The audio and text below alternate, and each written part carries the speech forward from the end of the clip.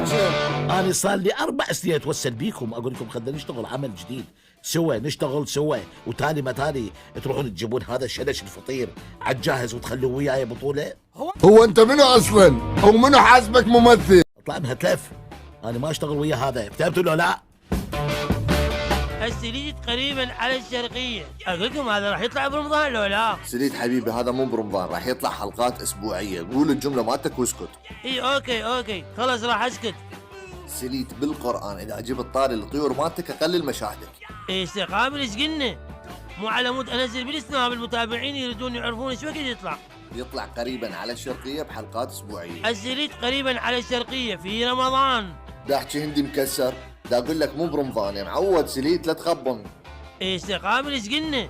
اقول من حيث المبدا اشو ما حد اتفق وياي على الاجور، ترى انا يوميتي 25,000 دينار.